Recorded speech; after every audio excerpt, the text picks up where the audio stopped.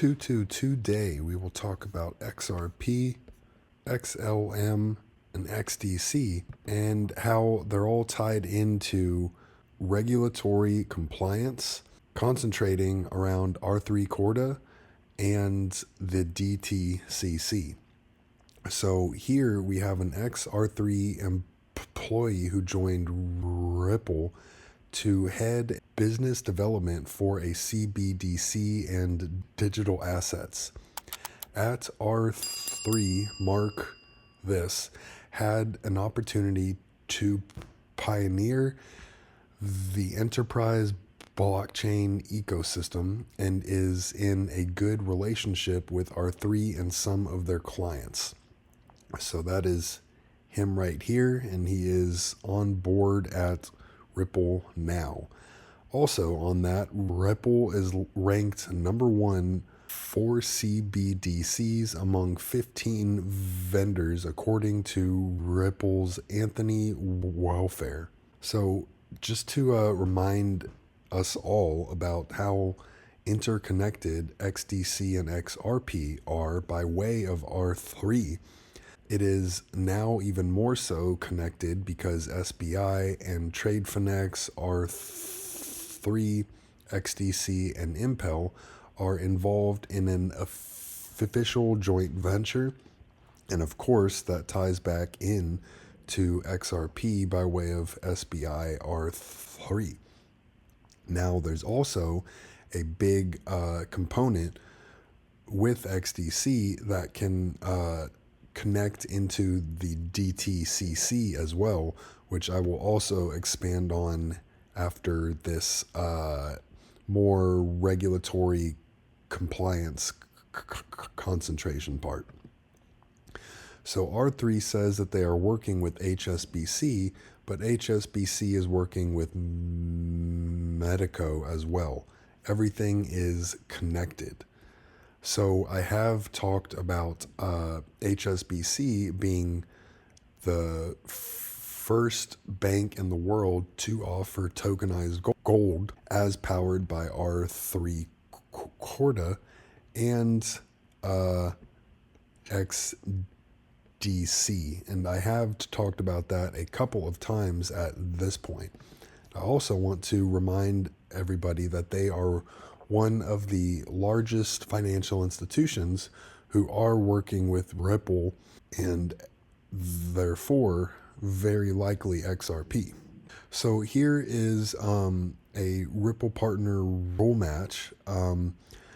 They are saying that the institutional barrier is because as long as we don't have regulatory clarity, there will be no major institutional adoption despite what people say. And this is related to Medico as well because they are partnered with Rule Match and IBM. Because despite what people say, institutions are coming, in reality the crypto market has remained generally inaccessible to banks and other financial firms. Why?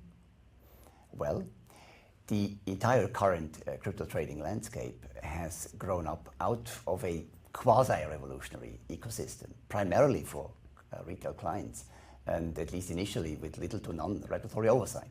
So while that seems as if it isn't a good thing, we are in a very good position, in my own opinion, just because all of the working relationships and partnerships that XRP, XLM, and XDC have with major financial institutions, and the HSBC link is just one of them. So from Chad here, we will have laws passed to create a level playing field.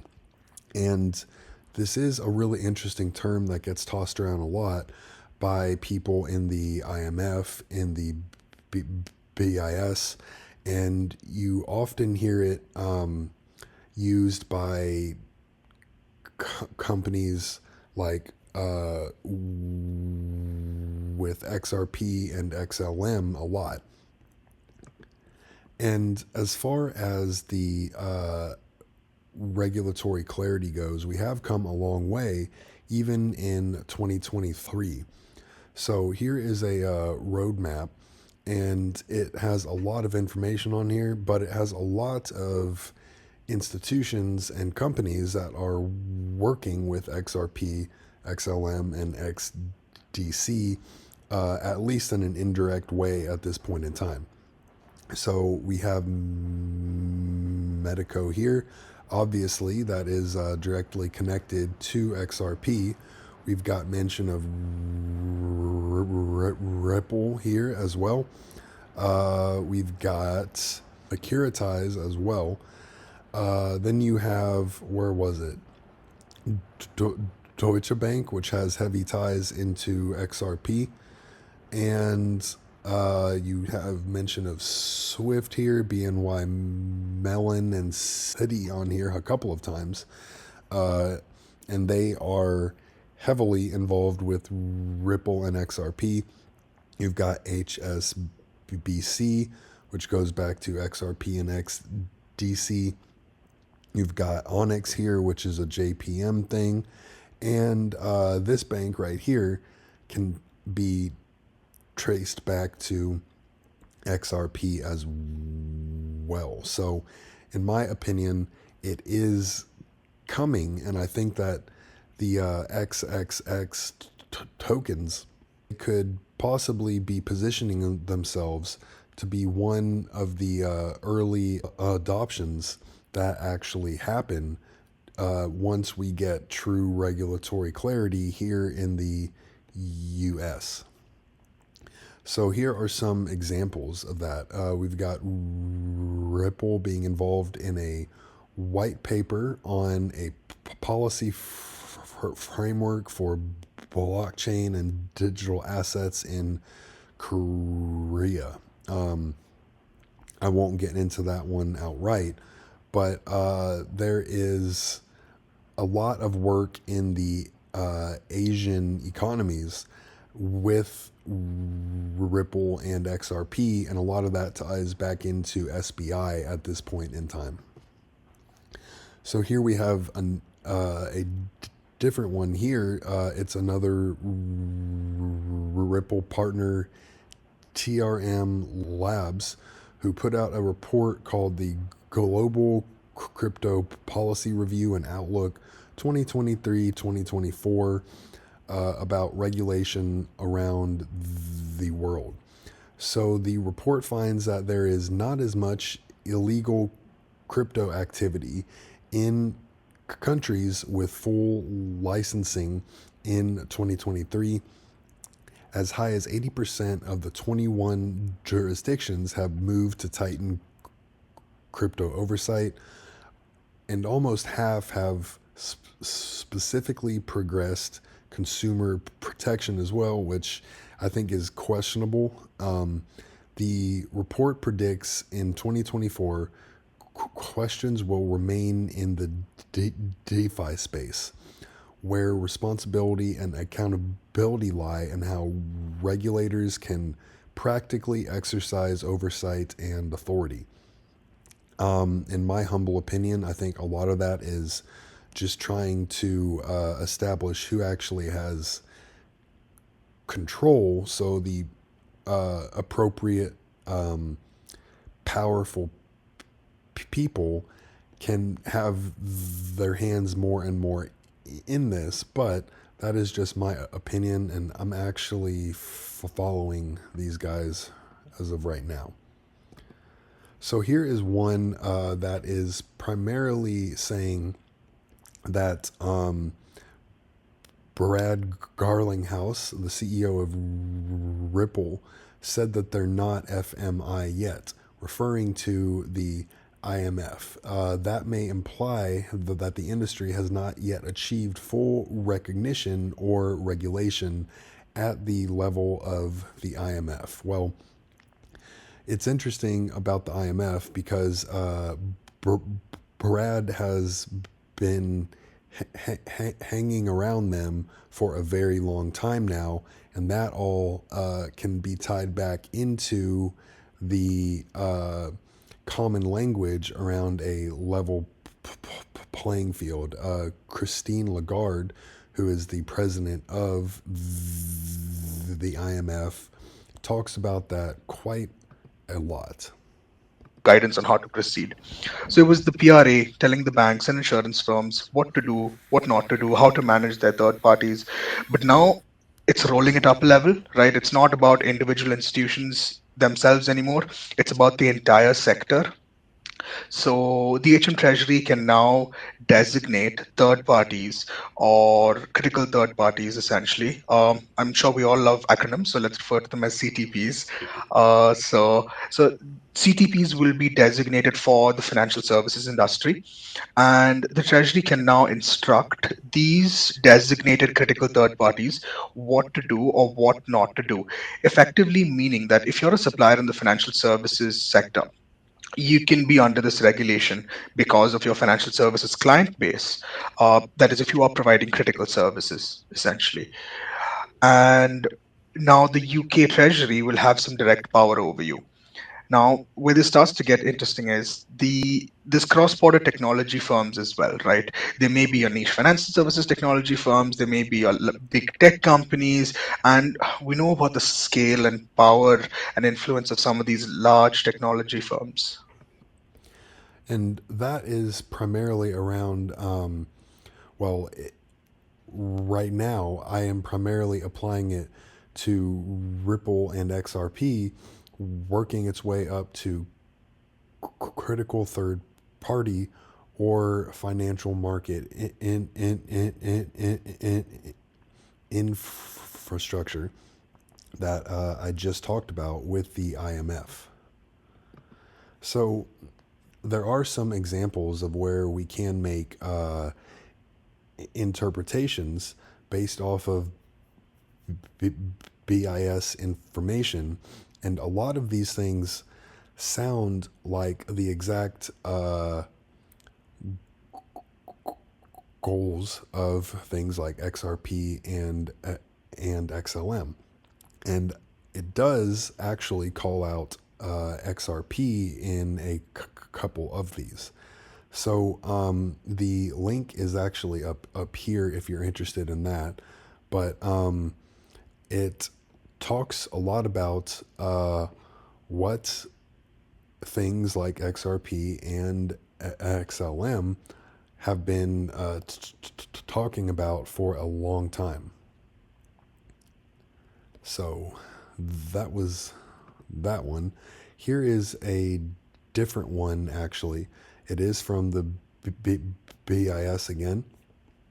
And this is talking about the problems and what they are concentrating on for fintech crypto adoption. So it does refer to Project Enbridge as well, which has some heavy ties into the companies and the countries that are involved with XRP, XLM, and XDC at this point in time, even though they have not come out and said that any of those in particular are actually involved in that Enbridge project. There are just indirect ties at this point, and I have talked about Project Enbridge being connected to Ripple and XRP because Ripple has direct connections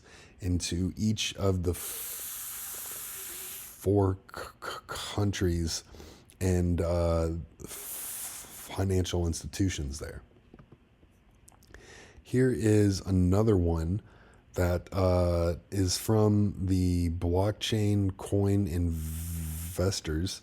It actually directly calls out XRP here. I have not checked into that more because I don't really understand what the context is, but it does talk about in 2024, we will see an acceleration in adoption. And it also says 2024 and 2025 as well, which ties up with this upcoming bull run. Here is a link here if you're interested in that. So now more on XLM directly. So look at who is at the head of the largest tokenized fund, and it's Franklin Templeton and XLM. They have the largest U.S. government money fund that is tokenized with XLM. We've got the U.S. Faster Payments Council is exploring DLT tech for cross-border transactions. Obviously, that sounds a lot like XRP and XLM, but it also calls out Ripple as a contributor. So I did talk about the CFTC a little bit in this one. Well, we've got some more CFTC talk. So in January of 2023, we've got, can't say STs, I will say XLM, joins the CFTC advisory group. And then in January of 2024, we had